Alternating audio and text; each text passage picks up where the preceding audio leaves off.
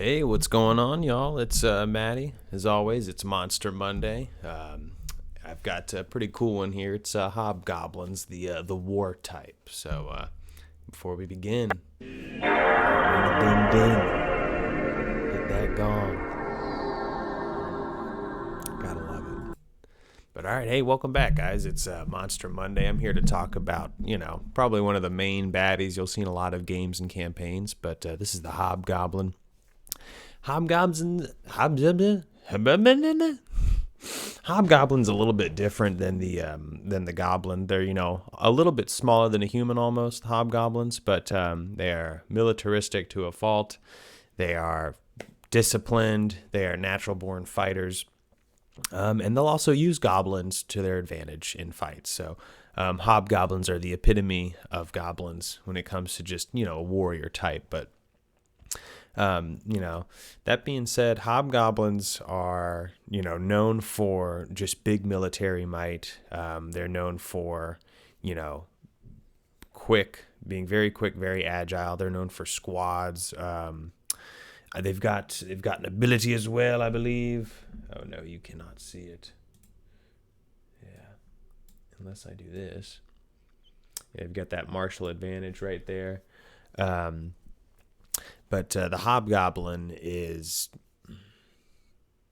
going to be the main baddie in a lot of games, just because of, how many flavors they come in, what else you can do homebrew wise. You can make a Hobgoblin become a Wyvern rider, for all you care. It's your game. But the Hobgoblin is the epitome of, I think, just, base baddies in D&D, especially if you have like bad guy armies. Them orcs, they make up a big majority of it. But just kind of hopping into it, this is Hobgoblin alone.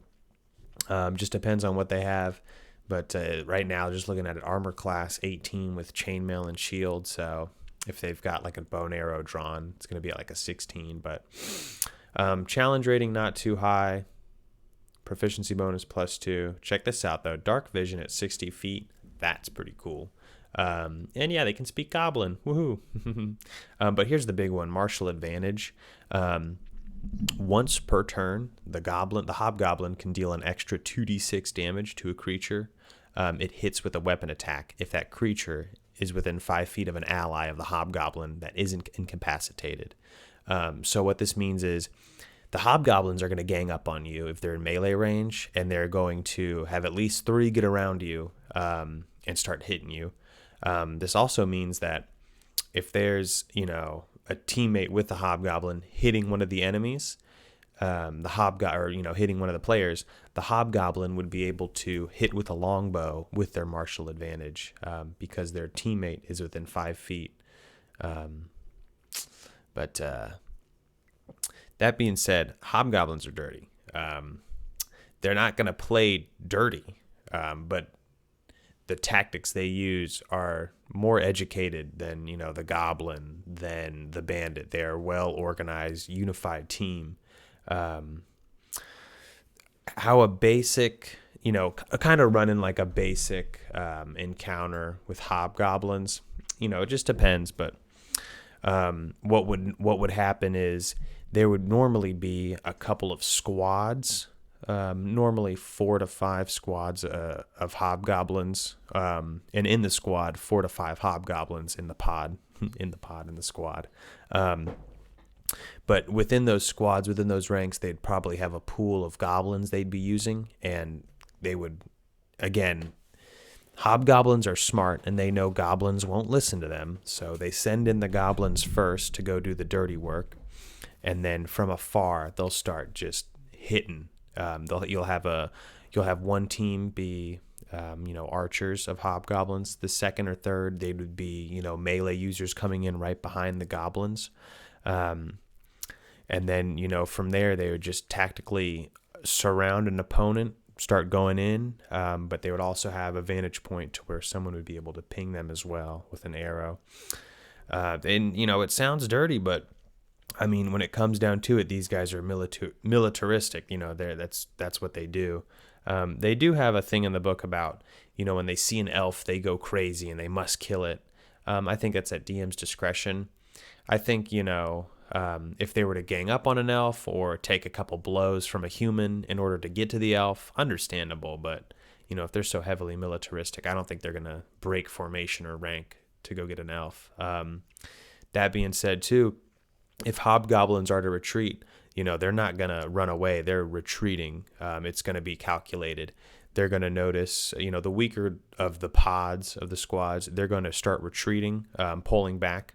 And then the others, the archers will start to cover them, hitting any priority targets going after the retreating group.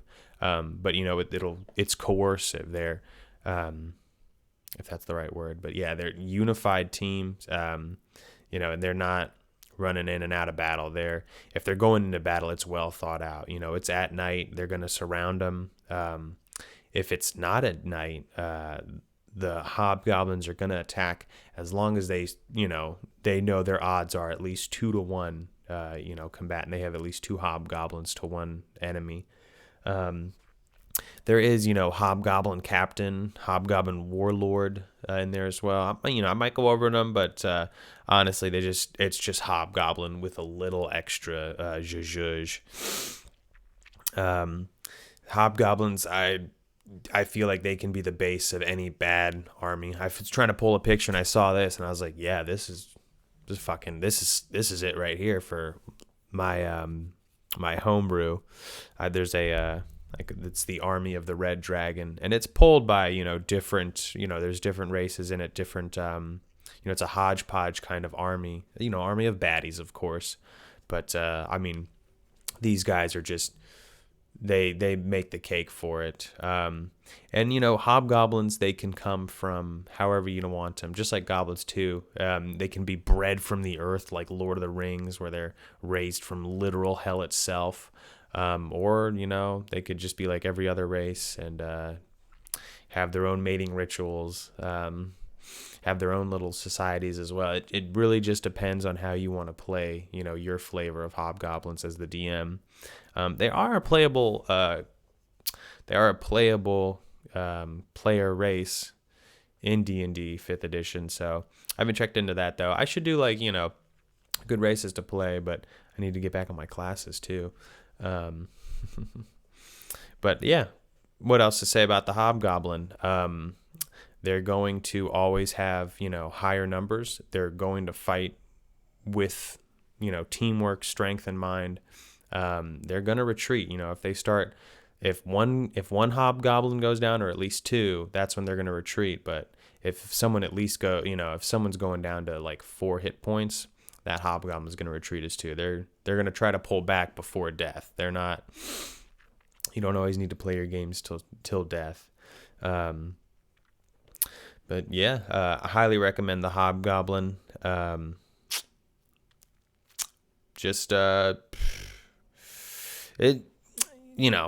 It's one of those things where it's like, oh, he's just a normal hob. I'm gonna beat him up. All right, well, DM flavor him up a little bit.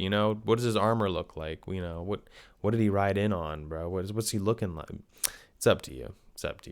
I say run it. You know me. I'm not gonna tell you what to do. I will actually tell you what to do.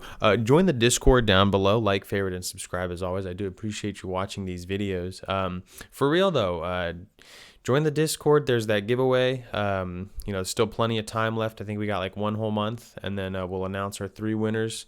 You'll get some dice. But hey, as always, thanks again for watching, and just keep it cool. I appreciate you guys coming in on these videos.